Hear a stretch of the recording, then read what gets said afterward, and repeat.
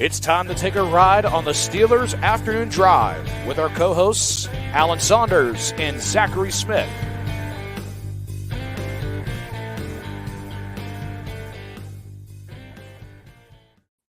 Welcome back to an episode of Steelers Afternoon Drive. I'm Zachary Smith. That is Alan Saunders. Alan, right at the end there, I saw you jamming that music again. You know, this is your second day back now, not first day back, but still, it's hitting after a week away, I'm sure. Actually, I had to turn it up. We were talking as we usually do before we went on, and I don't know, I didn't adjust the volume or anything, but it came on. I was like, no, we crank that. Let's go. There we go. Love the energy. Alan, really good topic today that I want to kick off with our guy Thomas Brocious. We talked about Ballage Award. We haven't handed out a Ballage Award in a while, actually. Maybe this is a good way to give. Who's just going to give another one to Thomas Brocious? I don't know. Yeah, absolutely. He deserves all of them. He's really racking up the accolades now. He's got like a Patrick Mahomes type shelf in his house that's just filling up with the awards back there. My guy Albie Oxenrider from Channel 11. Back when like the pandemic hit and we were all like on Zooms and people came up with their backgrounds, and that's where I came up with this one. He just rolled up with his whole shelf of Emmys behind him. I was like, dude, that's such an unfair flex. Like why do you have to make the rest of us feel bad about ourselves every day? Like that's not even cool. And I feel like that's Thomas Brocious with his ballage of what I don't remember what we called it. I don't know. We gotta go back to it. We need more of that. Yeah, absolutely. But this is something we haven't really touched on, and if we have, I don't really recall it being much of a conversation in any depth. But he said, would you guys be willing to explain how compensatory picks work and why the Steelers never seem to get them? What do they need to do differently? I love this question because the answer is very complicated. And there's multiple layers to it. And as soon as I saw this comment, I was like, that's such good. That's going to be the whole show tomorrow. I could take the whole show to talk about this. Maybe we won't take the whole show to talk about this, but I could. So the first answer is technical. Okay. There is a formula put out by the NFL where players that you sign as a free agent go into this sort of like a scale, right? And then players that you lose that other teams signed as a free agent before April 30th go and they offset. And the amount of money that a player is signed to, combined with a formula that works in their playing time, goes to assign those players a rank. And then the top certain percentage of those ranks equate to third round picks, the next percentage, fourth round picks, fifth round picks, seventh round picks, and so on. So like the top 5% of players are third round pick equivalents. And then, so they cancel each other out, right? So if you signed a free agent that was a third round equivalent, a fourth round equivalent, and a fifth round equivalent, and you lost free agents that were third, fourth, fifth, and sixth round equivalents, you would be in line to get a sixth round pick in equivalence. Okay. You lost a 3, 4, 5, you gained a 3, 4, 5, you lost a 3, 4, 5, 6, you get the 6. The others cancel each other out. And actually a player can cancel out a larger player. So if you lose like the best free agent in the class, you get the number 1 third round pick, but you sign some 7th round guy, you canceled your own free agent. That's what the Minnesota Vikings did. There's been some talk online about that being relatively foolish. They signed Shaq Griffin, I believe, was like a kind of a throwaway signing, and they canceled out one of their higher comp picks because of it. Yeah. And so that's how the formula works. And if you go to overthecap.com, so until 2020, this was all actually not public information that crazy internet people figured out on their own, like did the math backwards to figure out what the NFL's formula was. Now, since the 2020 CBA is actually part of the formula, and the guys over the cap do the best job of anyone of figuring out what each player's value is going to be, what each team's chart looks like, and how they line up. So if you look at overthecap.com and the Steelers chart this year, you will see that the Steelers had only one countable free agent lost, and that was Armon Watts. So the reasons that a player that would not count as a free agent would be if they are cut by the team, they don't count. So like the Steelers cut Patrick Peterson, they cut Mitch Trubisky. Those guys will never count towards this formula because the Steelers chose to lose them. They weren't unrestricted free agents that signed with another team. And then the other is the dollar amount, right? The Steelers lose Miles Boykin, but he signs a 1-year contract for a very minimal amount. And so he doesn't come up to the level. And then the Steelers signed, I believe it was 4 players with countable contracts. So they signed Patrick Queen, they signed Deshaun Elliott, they signed Cameron Johnston, and I'm blanking on the 4th one. Who else did the Steelers sign? There are 4. Or Cordell Patterson, maybe? It was Patterson, yeah, because he was a 2-year deal. So Makes sense.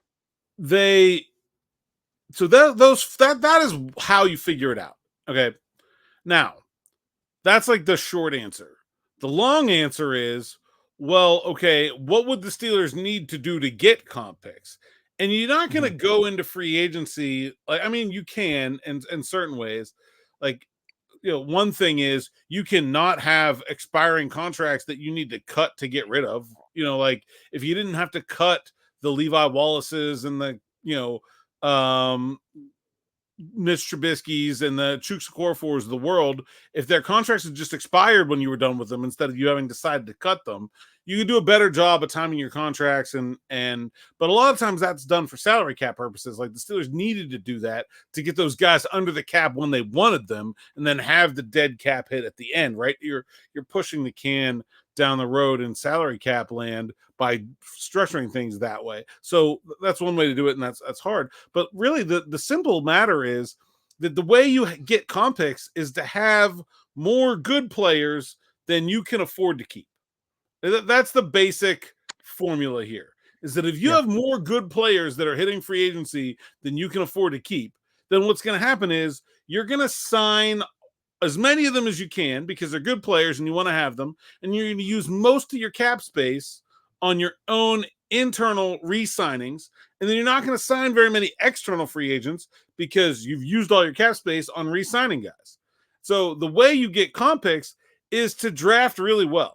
That is the way you get comp. It's just draft so well for so long that you just cannot keep all of these players that you drafted, and you have to let some of these free agents walk because you can't afford to bring them back anymore. And you certainly can't afford to spend big money in free agency because you're using all your money on retaining your own guys. If you're a Steelers fan and you're hearing me describe this is what the Steelers did for like the first 10 years that comp picks were a thing. They were rolling in comp picks because they spent all their money to retain their internal free agent options, then they had to lose guys that they wanted to keep. And the last time this happened for the Steelers was in 2021 when the cap went down and there were guys like Javon Hargrave, guys like Cam Sutton, the Steelers wanted to keep but just could not fit them under the salary cap, and they had to let them go. And so that's how you get to that point. And then the next question is, well, why aren't the Steelers at that point? Because they have not been drafting very well for a little while now. And I think this is a good sort of segue into this topic. This kind of came up on Twitter yesterday too. But the last 5 years or so of Kevin Colbert's draft classes did not, for one reason or another, pan out very well. And I tied this into the conversation about the positional value and drafting Najee Harris, and they drafted, they used 4 picks in a row on linebacker, safety, traded for safety, and running back, which is not really, that's poor positional value. And then 2 of the 4 picks ended up kind of busting, and Najee Harris has been fine, but not really a positive winning factor for the Steelers so far, and clock is ticking. So I just kind of wanted to use that to break open this wall and talk about why things went badly at the end of Kevin Colbert's tenure, how we should think about it, maybe how Omar is different. I felt like it was a good starting point for a discussion. Yeah, first, I'm trying to remember, was the last player that netted us a comp pick Bud Dupree? Or at least because that was he signed a massive deal in Tennessee. Bud Dupree was the last player. Well, there were a couple players that year. And so I'm not sure exactly which one. I put it in the story here. Right. I guess that would have also been the year Hilton left, right? And yes. Pieces, but... Matt Filer, Mike Hilton, and Bud Dupree. in Okay. 2022, and they got a 4th round pick. So they had, but so you look at the sort of the scales, right? So they had lost Filer, Dupree, and Hilton as countable contracts going out, and they signed Joe Haig and Akella Witherspoon. I'm sorry. Well, they traded for Akella Witherspoon. Trades only count if you trade for a guy who had been signed that year. So, like, if you have a countable guy and then you trade him, that goes over. So the 49ers had signed Akella Witherspoon as a free agent and then traded him. The Seahawks, right? The Seahawks signed him and then traded him to the Steelers. He played for the 49ers before that. Yeah. So he counted for the Steelers. So really, I mean, like, you look at this, honestly, one way to get more comp picks, not like the Steelers got much out of Joe Haig and Akella Witherspoon. Like they seems like those moves didn't turn out very well. You could have had 2 more comp picks in the 2022 draft if they hadn't made those moves. Ended up needing Akella Witherspoon by the end of that year, but man, it's not like he was great. So yeah, that was the last time they had the formula work out in their favor. And honestly, this year, nobody wanted any of the Steelers free agents. I mean, besides Chooks and Mitch Trubisky, even the guys they cut, a lot of them are still out there. Yeah, absolutely. So that's even a little bit more in depth than that's not something I've ever really looked at. I always just thought it was as simple as saying, okay, the pieces that left are greater than the pieces that you brought in, and that's the end of it. That's just always how I've looked at the comp formula.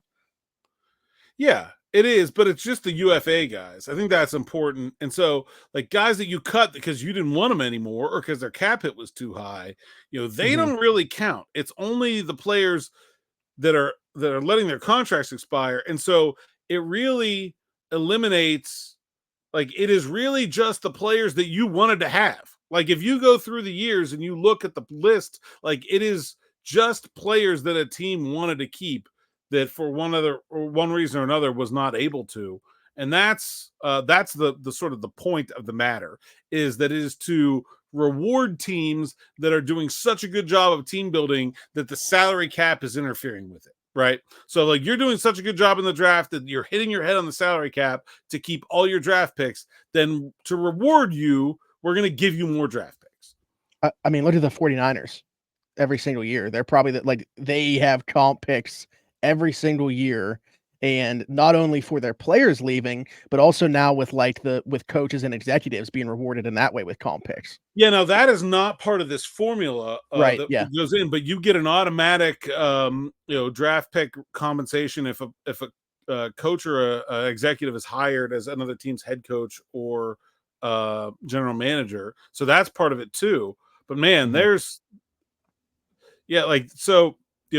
are a lot of teams that kind of make a killing on this. And if you look at, I mean, there are some outliers here, but if you go down the list of, like, the comp picks in this year's draft class, it's teams that lost either, there's some teams that lost one big name guy, right? But most of the time, it's like good teams like Miami, San Francisco, Baltimore, Buffalo, Dallas. Like, those are the teams that you see over and over again at the top of this list. Like, yeah, there's like a Minnesota, they get one good pick for Kirk Cousins, right? And the Giants are getting one good pick for Xavier McKinney. But the teams that show up year after year are the teams that just have too much talent to keep it all.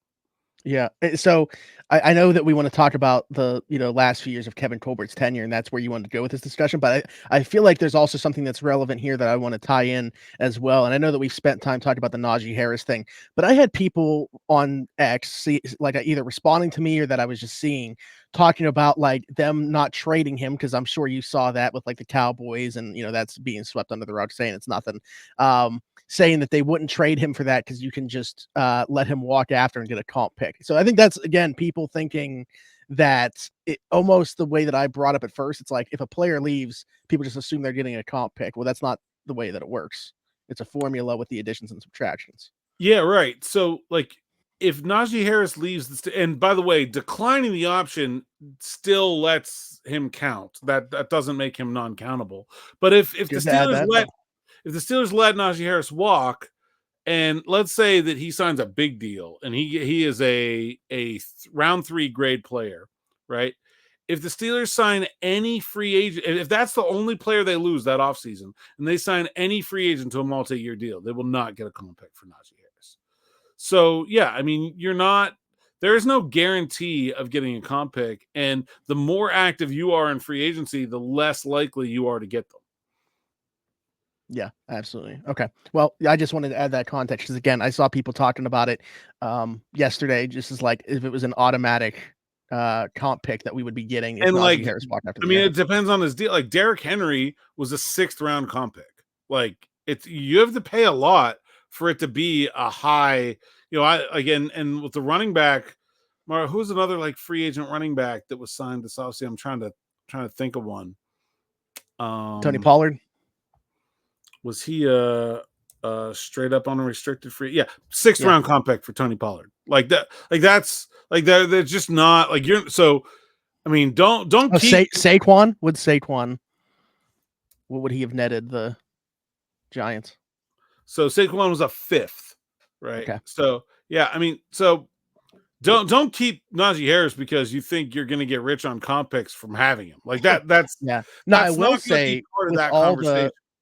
not that we expect that, the Steelers are just going to let all their UFAs, as it looks like right now, walk out the door. But like right now, with how many unrestricted free agents they have, if those guys were to walk, I mean, my goodness. Of course, you obviously have those holes to fill, but depending on how they would do that, like they'd be starting off very much with the pendulum swinging towards comp picks. Yeah, it seems like they're getting closer. With Freiermuth, Daniels, Najee Harris, like that's Dante Jackson. He will probably be a countable player, I would think, if he leaves after 1 year. Cam Hayward, I mean, I can't imagine him signing anywhere else, so that one's kind of out there. But yeah, I mean, they could be getting closer, but also like if they don't re-sign those guys, they can't fill all those holes in the draft. They're going to have to be active in free agency, and so. I mean, one way you can kind of game the system is to do more trades than free agency, but then you lose your draft capital for that. So it's 2 for 1, like we talked about in the Ajax stuff. And so, yeah, I mean, you can game it to some extent, but really you got to have a lot of talent to get a lot of comp picks. I mean, I think that's the bottom line.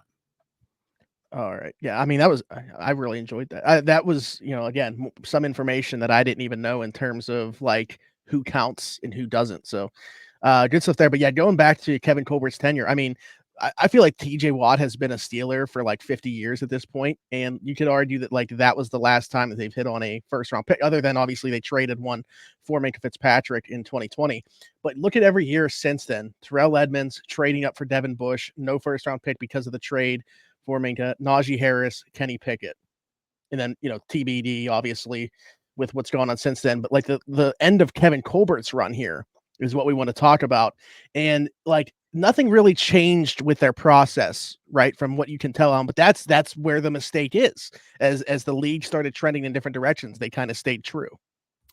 Yeah, and I think and I talked about this not too long ago with Chris Carter on an episode of Locked On Steelers, but like it gets hard when you have a good team. You remember the Steelers around 2017, 2018 were a good team, right? It's hard when you have a good team to.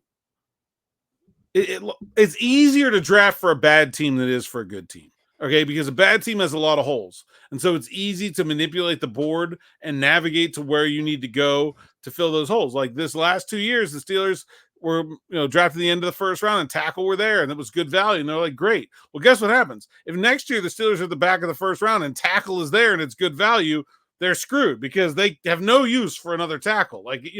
So the better the team you have, the harder it is to draft. I think we should acknowledge that. The Steelers had a pretty good team, at least the beginning part of this era. So, but not only when you have a good team are you drafting lower in the draft, but you are sort of pigeonholed in that you don't need all that many things. Like, I think that's what happened in 2018 when, the Steelers took Terrell Edmonds, a player that I don't think was going to be drafted before the middle of the second round if the Steelers didn't take him at 28. And turned out to be an okay starter, but was clearly, I think, from the beginning, a reach, a player that was never going to reach the value of a first-round pick. I mean, if you look at that 2018 NFL draft, and obviously Lamar Jackson is right there after him. I'm not sure how realistic that would have been with the Steelers still with a healthy Ben Roethlisberger. Like, I think we can say, okay, you could cross that one off. But, I mean, just to look at the rest of the guys that were right there in the early part of the second round, Nick Chubb, Shaq Leonard, James Daniels, Cortland Sutton, Harold Landry, Mike Gesicki, like Christian Kirk, Dallas Goedert. Like, there were numerous. Jesse Bates ended up being a better safety taken in the second round. So he didn't even get, not only did they reach for a safety, they didn't even get the best safety in the class. And so it's like, and that's what I wrote about when I wrote about the this changeover in philosophy and moving on from Najee Harris, that when you draft a position that is not of positional value, you increase the necessity of that pick to hit at a high level. Like, if Troy Fautanu turns out to be the 40th best tackle in the NFL over the next 4 years, then that'll be a bonus compared to what he's being paid. Now, I think they hope he's better than that, right? But if you draft a safety and he's the 40th best safety in the NFL, that guy makes the minimum. You're actually paying him more as a first round rookie than you ought to be, let alone getting that difference, getting in that positive change where to have a good team, you have to have players that are better than their salary. Like, if you, like, I've said this before here, if you paying every player on your team market value, your team stinks. Like, because the salary cap's too low, you can't do it. You have to have players that are earning below market value. The draft is where you have to find it. And when you're drafting low value positions, it's harder to find. Like, it's harder to find that positive delta, right? And so, yeah, Terrell Edmunds the Steelers never had a talent profit with Terrell Edmunds. He was fine. I mean, he was a perfectly capable starter, okay? But it's not like they were getting much more than they were paying him out of him. Same thing with Najee Harris. The Steelers are not getting more out of Najee Harris than they've been paying him. Like, he is well paid as a first-round pick, but it's not like he's some colossal value to the Steelers like a TJ Watt was. Now, you can hit. Minkah Fitzpatrick was a hit, right? He's a low-value position, obviously well worth what the Steelers paid him when he was on his rookie contract, was worth his fifth-year option, and was worth a contract extension because he's very good. But it takes a much better safety to be worth that than it does a tackle or defensive end or an outside or an edge rusher or a wide receiver or a quarterback. Now, look, Kenny Pickett, the 2022 draft, they draft quarterback, wide receiver, defensive end, quarterback, or wide receiver again. Like, that's all high value positions. And it kind of seems like they're 1 for 4 right now. I mean, obviously early in these guys' career.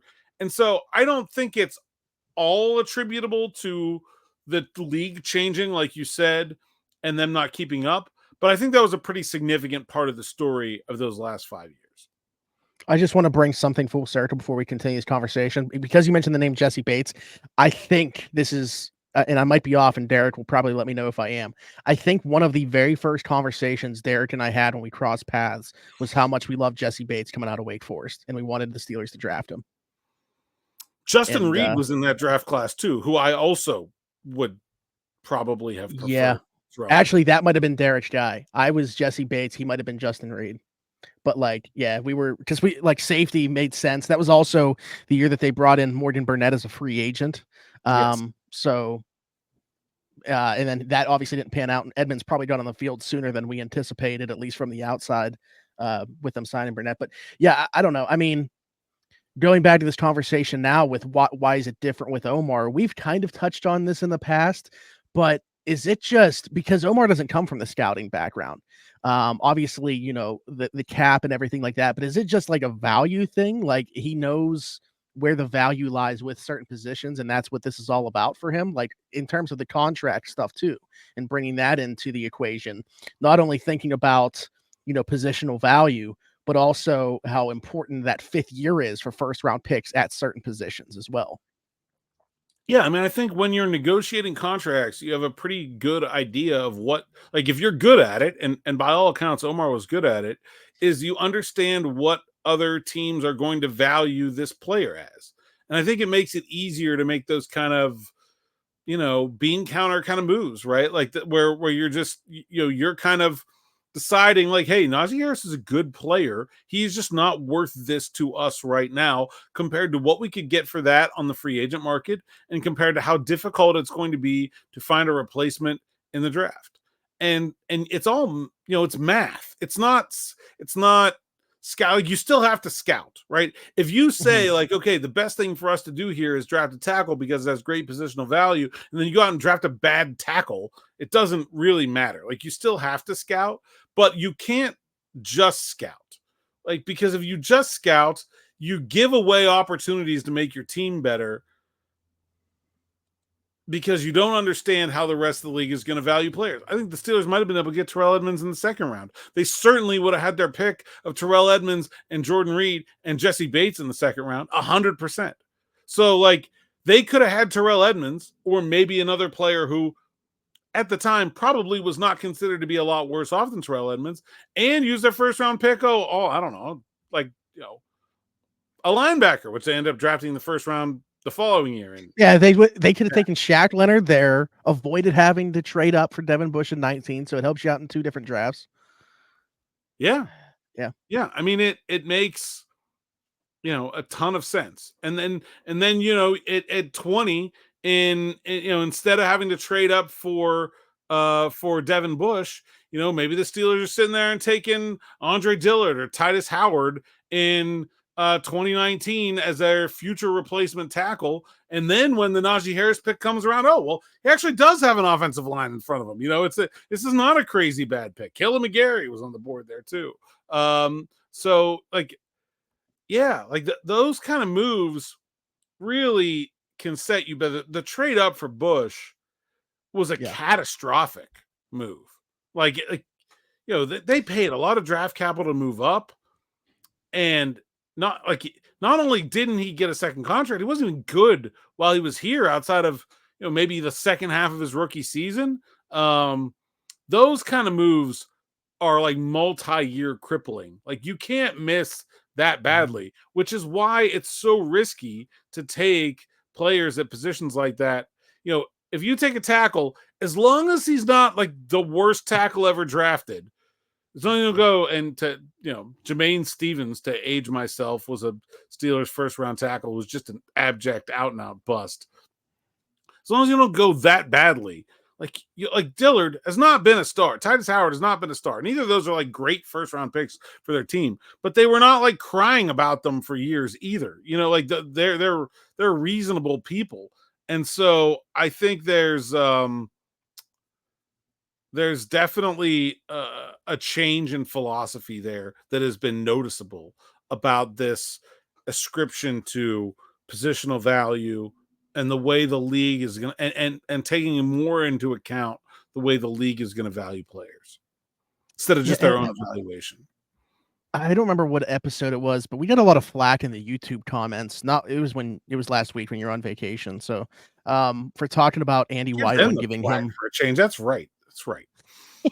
For talking about Andy Weidel and his influence and like his helping hand and building this up along with Omar. Like, someone was saying we were trying to take credit away from Omar, and that's absolutely not the case. That's ridiculous to say, but I do think Andy Weidel deserves some credit for what he's helped build along here with Omar Khan with the Steelers. But I wanted to ask you as well, like, because I'm not really familiar with this. I don't pay attention to every single change that's made within the organization. How much turnover has there been within like the scouting department since Kevin's departure to where we are now? It's been pretty significant. I'm actually surprised at how significant it's been because Omar has been here. And so I didn't really think it would be. But there's been about a half a dozen long-time scouts that are no longer with the team. And obviously there's been carryover too. But it's been significant. I mean, you look at the whole kind of upper level of the brain trust of, Mark Sadowski, Sheldon White. These are guys that came in from the outside. Now, obviously, Dan Colbert's a guy who's been here and he was promoted, and blanking on the name. But some of their other scouts when did Bruner come in? Was he? He's been here. Okay, he's been here. And same with Chidi Iwoma, and there's they have a number of scouts that have been with the team. It's not like it's a total turnover, but there are certainly No, it's been Phil Kreidler was promoted now senior scout. Kelvin Fisher is now a senior scout. Oh, Casey Weidel also. I forgot to mention kind of in that upper level brain trust with Dan Rooney, who was another holdover. But so I mean, if you consider that group of like maybe 9 or so guys, really only kept Dan Colbert and Dan Rooney were here before, and then Fisher and Kreidler and a lot of the scouting department is pretty new, and so.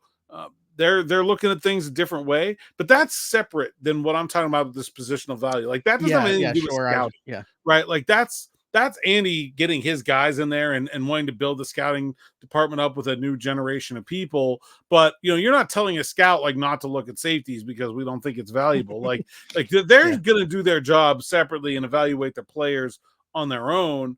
I kind of think that, I think Andy Weidel deserves a lot of credit for being a really good scout, and I think it's evident in his stops before Pittsburgh that he is that, and I think he's done a very nice job from what we can see so far. I mean, it's really honestly too early to make any sort of value judgment on whether Andy Weidel as a scout for the Steelers and as AGM for the Steelers has done a good job, right? I mean, we barely see any of his players play, but I think the guys they have I like.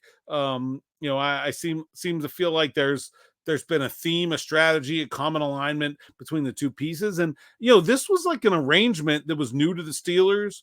They didn't have an assistant general manager like this before. And I think there was some questions about how that dynamic would work. And I think it's been pretty smooth and seamless so far. And I think that's a big credit to both of those guys too. Obviously I've known each other for a long time, but I think Andy Weidel deserves a huge piece of credit for the way this team has gone so far. But that is separate than I think what most of what I was talking about there. Sure. I went back to somebody in the comments saying that and wanted to bring it up while we were on the topic of, turnover within the front office with Andy coming in within the last couple of years. So, yeah, I don't know. That's all. Anything else on this conversation? No, I don't. I mean, I think that's it. You got any, we had some questions left over from yesterday, or is there any comments that you wanted to get into? We did have some questions left over from yesterday. Let me pull that back up. See if we can answer a couple that were left over. I feel bad anytime that there's some left over, but we end up typically getting back around to them when we have time anyway.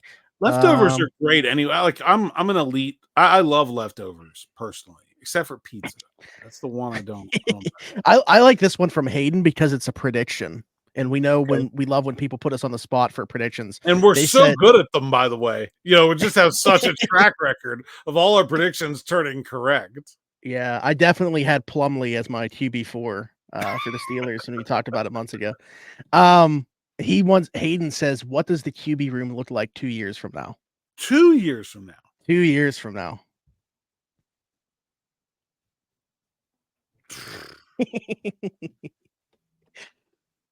All right. Let's make a prediction here. This is going to be awesome to come back to. I predict that the Steelers will sign one of Russell Wilson or Justin Fields to a contract extension after this season, and that they will draft a quarterback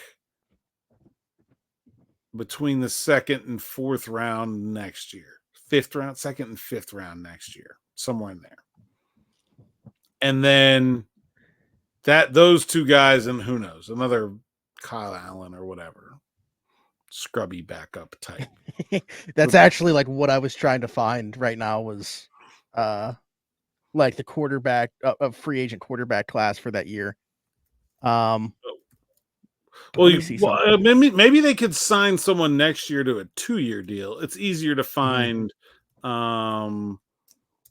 next year's free agents.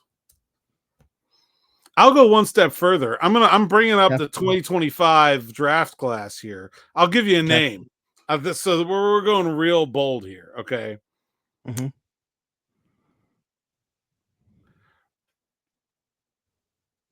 Riley Leonard. That's my prediction. I really like Riley. At least as a college football player, I love. Very nice job at Duke. Has dealt with some injuries. Is transferring to Notre Dame. Third round, something like that, I think is pretty reasonable. That's so I'm going to say they're going to have, and if you put me on the spot between Wilson and Fields, I think Russ will do enough. So I'll say they re-sign Russell Wilson to like a 2-year contract extension, draft Riley Leonard, and find some. Now I need a free agent backup next year. Mm-hmm.